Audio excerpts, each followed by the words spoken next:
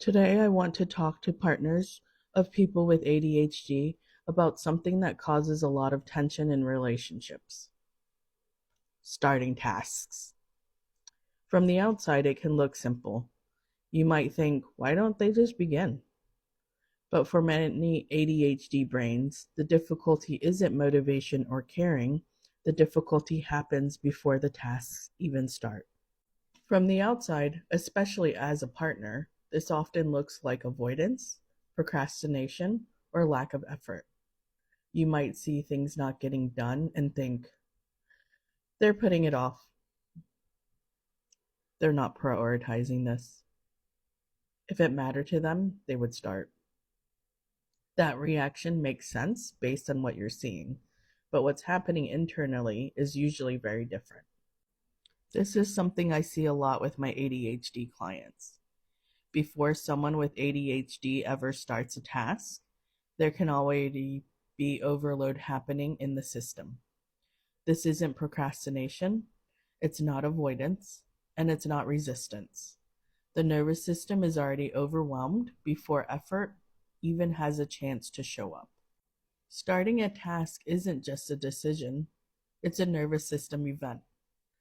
The brain has to organize, prioritize, estimate effort, tolerate discomfort, and hold attention. For ADHD brains, that activation cost is much higher. So instead of moving into action, the system stalls, not because they won't start, but because the system doesn't yet feel able to. Before starting, the ADHD nervous system is doing a quick threat and cost scan. It's asking, how much pressure is attached to this? How much effort will this take? How uncomfortable is this going to feel? And how long will this last? If the task feels big, unclear, emotionally loaded, or never ending, the system reads it as high cost, and activation to start drops. This is really important to understand. When someone with ADHD isn't starting, it's not laziness, and it's not a lack of care.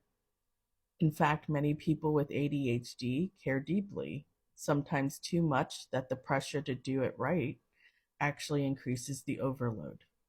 The issue isn't motivation, the issue is nervous system capacity. When the cost feels too high, the nervous system moves into protection mode. This isn't a conscious choice, it's automatic. The brain is trying to reduce overwhelm, reduce failure risks, and reduce emotional discomfort. Protection shows up before productivity. And this protection shows up in ways that partners often see: freezing, avoiding the task, shutting down, or shifting into something easier, like scrolling, gaming, or distraction. From the outside, this can look like they're choosing something else, but internally, the system is choosing relief. This is where relationship tension often starts. Partners may interpret this as they don't care, they're not trying, they're choosing not to help. But most of the time, the person with ADHD is actually dealing with internal overwhelm, shame, and frustration about not starting. This isn't defiance, it's a regulation response. For some brains, when pressure goes up, activation to start actually goes down. So the solution isn't more reminders, more urgency, or more pressure. Understanding this shift from behavior to nervous system is what starts to change the dynamic between partners. For ADHD, the sequence is different. Most people think motivation comes first, then action follows. But for many ADHD brains, it works the opposite way. Starting comes first, and motivation shows after the body begins moving. This is why waiting to feel ready usually doesn't work. This is where partners unintentionally make things harder. When pressure increases, reminders, urgency, frustration, the nervous system reads as more threat. When the threat goes up, activation to start goes down. So more pressure doesn't help the person start. It actually makes starting less likely to happen. The phrase just start works for some brains, but for the ADHD systems, that instruction often adds pressure without reducing starting cost. Instead of helping, it increases overwhelm. The problem isn't knowing they should start. The problem is that the system doesn't feel able to yet. What helps ADHD activation is lowering the starting cost. The question isn't, how do we get this done? The question is, how do we make the first step feel survivable? When the nervous system feels safe enough, movement becomes possible. Support doesn't mean doing everything for them. It means changing the conditions around the task. That may look like breaking the task into very small steps, reducing urgency or time pressure, or simply offering a calm presence instead of reminders or frustration.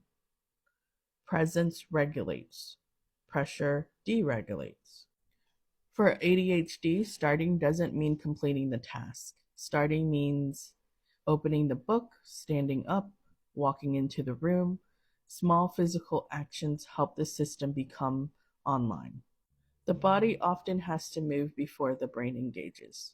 Movement increases dopamine and activation. So instead of focusing on productivity, the goal is get the body moving first.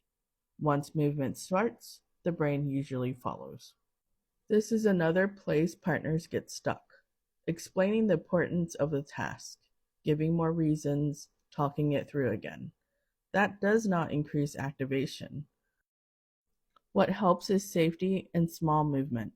Less talking, more reducing pressure, more helping the first step feel manageable. When someone with ADHD shuts down or doesn't start, partners often take it personally. It can feel like they don't care, they're ignoring me, I'm not important. But most of the time, the response isn't about you.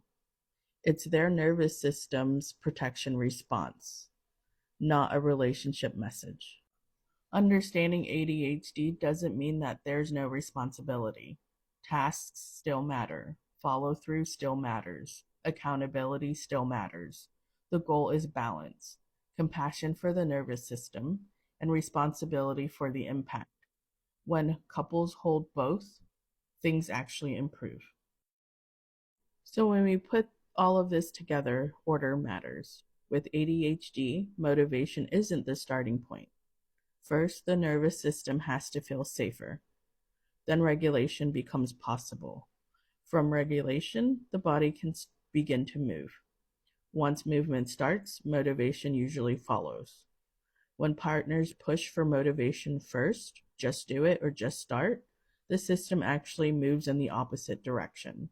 Not because they don't want to, but because the system doesn't feel safe enough yet. I want to say something really important here for partners. When your partner shuts down or struggles to start, it's easy to think that something is wrong with them or that they're choosing not to show up. But your partner is not broken. Their nervous system is trying to protect them from overwhelm, from failure, from shame that often comes after not being able to follow through. That protection can be really hard to live with, and it's not a character flaw. So the shift for couples isn't lowering expectations. The shift is in how you support the nervous system. Pressure tends to increase shutdown. Shame tends to decrease movement. But when the environment feels calmer, safer, and more supportive, the system has a better chance of regulating. And that's what allows action to happen. Support over pressure, safety before activation, regulation over shame.